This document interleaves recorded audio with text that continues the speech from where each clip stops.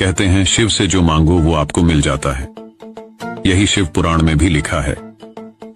एक ऐसा मंत्र जो मनचाही आपकी इच्छा पूरी कर सकता है। आपको जो चाहिए वो मिल सकता है। कहते हैं अगर 21 दिन लगातार 108 बार आपने इस मंत्र का जाप किया तो आपको जो चाहिए वो मिल सकता है। मंत्र है ओम श्री वर्धनाय नमः। वसन्तं विद्यारविन्दे भवं भवानी सहितं नमामि। मन्दारमाला कलितालकार्ये कपालमालाङ्कितसुन्दराय दिगम्बराय च दिगम्बराय नमः शिवाय च नमः शिवाय। कालिङ्गोटाङ्गण वन्दित चरण डोळ्यान पाहिन रूप तुझे प्रेमे अलिंगिन आनंद पूजिन भावे ओहाय नमणे नमः।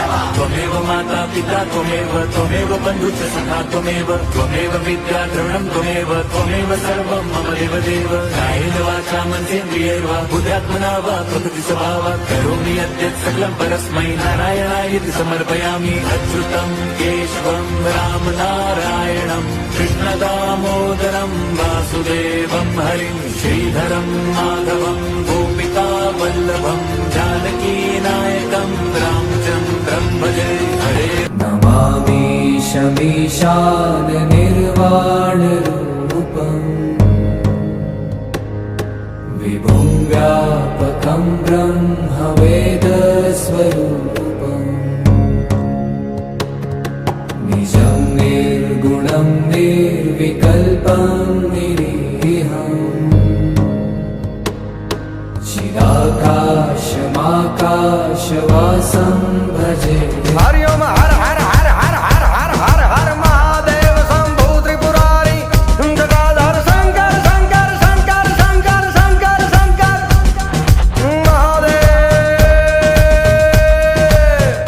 हरि ओम मेरा भोले बाबा सर पे तू हाथ राखी दुनिया ते कुछ नहीं लेना मने तू साथ राखी डमरू की धुन पे नाचू बैठे जोगी अलख आदेश शिव गोरख योगी शून्य में जपे गोरख नाम शब्द बना फिर ब्रह्म धाम गोरख नाम जप ले बंदे। नमः शिवाय ओम नमः शिवाय हर हर भोले नमः शिवाय ओम नमः शिवाय ओम नमः शिवाय हर हर भोले नमः शिवाय।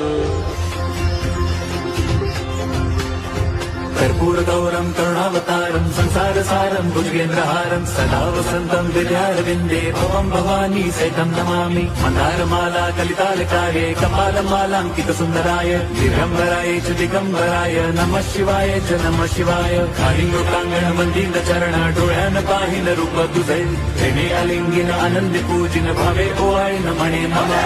त्वमेव माता पिता त्वमेव बन्धुश्च सखा त्वमेव विद्या द्रविणं त्वमेव सर्वं मम देवदेव। कायेन वाचा मनसेन्द्रियैर्वा बुद्ध्यात्मना वा प्रकृति स्वभावात् करोमि यद्यत् सकलं परस्मै नारायणाय इति समर्पयामि। अच्युतं केशवं राम नारायणं कृष्णदामोदरं वासुदेवं हरिं श्रीधरं माधवं गोपिका वल्लभं जानकीनायकं रामचन्द्रं भजे।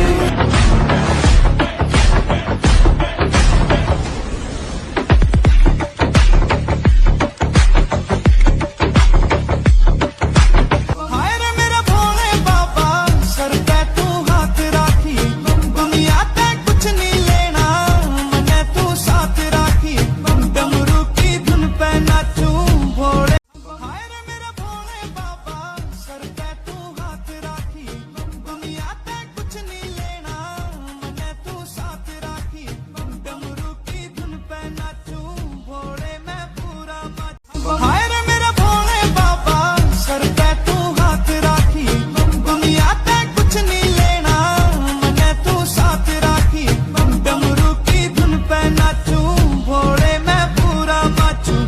मने बस तू दिखे से चरणा के पास सांस भारत राखी का एकमात्र ज्योतिर्लिंग जो दो भागों में बंटा है, एक नदी के इस पार और एक उस पार। पर क्यों? इसका उत्तर छिपा है एक पर्वत के अहंकार की कथा में, एक दिव्य छल में और उस वचन में जिसके कारण महादेव को स्वयं दो रूपों में प्रकट होना पड़ा। यह कथा है विंध्य पर्वत की। विंध्य जो भारत को उत्तर और दक्षिण में बांटता है, अपनी शक्ति और विशालता पर अत्यंत गर्व करता था। एक दिन देवर्षि नारद उसके पास से गुजरे और उन्होंने बातों बातों में सुमेरु पर्वत की महिमा का गुणगान कर दिया। यह सुनकर विंध्य पर्वत का अहंकार आहत हो गया। उसने सुमेरु से भी महान बनने की ठान ली और महानता का एक ही मार्ग था, महादेव की तपस्या। विंध्य पर्वत ने इसी स्थान पर नर्मदा के किनारे कई महीनों तक कठोर तपस्या की। उसने मिट्टी से एक पार्थिव शिवलिंग का निर्माण किया और घोर ध्यान में लीन हो गया। उसकी तपस्या के तेज से तीनों लोग कांप उठे। अंत में भोलेनाथ प्रकट हुए। महादेव ने प्रसन्न होकर विंध्य से वरदान मांगने को कहा। विंध्य ने वरदान में बुद्धि और अपने लक्ष्य को पूरा करने की शक्ति मांगी। महादेव ने तथास्तु कहा,